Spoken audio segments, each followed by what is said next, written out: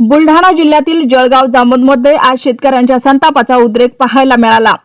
राज्य सरकारने जाहीर केलेल्या कर्जमाफीला फसवी कर्जमाफी म्हणत शेतकरी नेते रविकांत तुपकर यांनी आक्रमक पवित्रा घेतला आहे। कर्जमाफीच्या जीआरची होळी, तहसील कार्यालयावर मोर्चा आणि अधिकाऱ्यांना थेट इशारा, यामुळे जळगाव जामोद शहर आज शेतकऱ्यांच्या घोषणांनी अक्षरशः दणाणून गेले। क्रांतिकारी शेतकरी संघटनेच्या वतीने रविकांत तुपकर आणि अक्षय पाटील यांच्या नेतृत्वाखाली आज जळगाव जामोद येथे आंदोलन करण्यात आले। शासनाने जाहीर केलेल्या कर्जमाफीमध्ये जाचक अटी घालून बहुतांश शेतकऱ्यांना वंचित ठेवले जात असल्याचा आरोप करत आंदोलनकर्त्यांनी कर्जमाफीच्या जीआरची होळी केली। त्यानंतर शेकडो शेतकऱ्यांसह तहसील कार्यालयावर मोर्चा काढण्यात आला। यावेळी सरकार विरोधी घोषणा देत शेतकऱ्यांनी संताप व्यक्त केला। यावेळी बोलताना रविकांत तुपकर यांनी सरकारवर जोरदार टीका केली।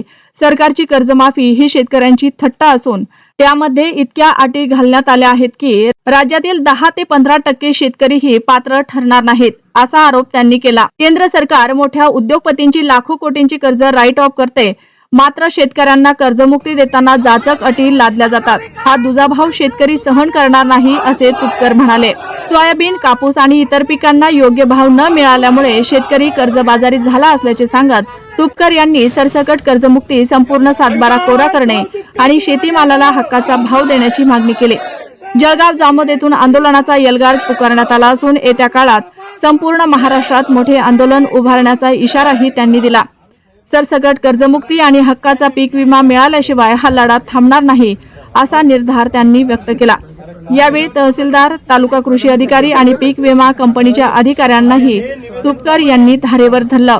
पीक विमा न मिळालेल्या शेतकऱ्यांच्या तक्रारींची तातडीने सुनावणी घ्या, अहवाल शासनाला पाठवा आणि नुकसानग्रस्तांना विमा मिळवून द्या, अशी मागणी त्यांनी केली। दरम्यान जळगाव, जामोद आणि संग्रामपूर तालुक्यात नुकत्याच झालेल्या वादळी वारे आणि पावसामुळे केळी, संत्रा तसेच इतर पिकांचे मोठे नुकसान झाले आहे। अनेक घरांची छपरे उडाले असून नागरिकांनाही मोठा आर्थिक फटका बसला आहे। मात्र अद्याप अनेक ठिकाणी पंचनामे झाले नसल्याचा आरोप करत प्रशासनाने तात्काळ पाहणी करून शेतकरी आणि नागरिकांना 100% नुकसान भरपाई द्यावी, अशी मागणी रविकांत तुपकर यांनी केली।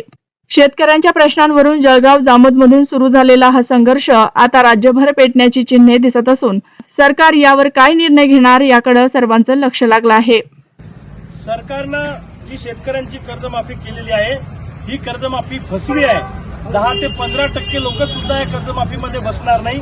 अतिशय जाचक अटी आणि निकष या कर्जमाफीमध्ये घालून कमीत कमी शेतकरी कसे कर्जमाफीमध्ये बसतील असा प्रयत्न सरकारनं केलेला आहे। एका बाजूला केंद्र सरकारचं 16 लाख कोटींचं उद्योगपतींचं कर्ज राईट ऑफ करताना एकही जाचक अट आणि निकष लावला गेला नाही, पण शेतकऱ्यांना कर्जमुक्ती द्यायची म्हटलं की यांनी जाचक अटी आणि निकष त्यामध्ये घातले आणि कमीत कमी शेतकरी बसवण्याचा प्रयत्न केला। आज आम्ही जळगाव जामोदमध्ये, बुलढाणा जिल्ह्यामध्ये आंदोलन केलं आणि सरकारच्या जीआरची होळी करून या ठिकाणी सरकारचं लक्ष वेधण्याचा प्रयत्न केला। राज्यभर हे आंदोलन आता आम्ही करणार आहोत। जोपर्यंत सरसकट कर्जमुक्ती होत नाही तोपर्यंत हे थांबणार नाही। आज जळगाव जामोदमधून या आंदोलनाचा एल्गार आम्ही या ठिकाणी पुकारलेला आहे। सगळ्या शेतकरी पुत्रांनी एकत्र येऊन सरकारच्या या फसव्या कर्जमाफीचा निषेध केलेला आहे आणि हक्काचा पीक विमा आम्हाला मिळाला पाहिजे। पीक विमा कंपन्यांनी सुद्धा आम्हाला फसवलेलं आहे, याचं सुद्धा टेस्ट ऑडिट झालं पाहिजे आणि आमच्या हक्काचे पीक विम्याचे पैसे मिळाले पाहिजे।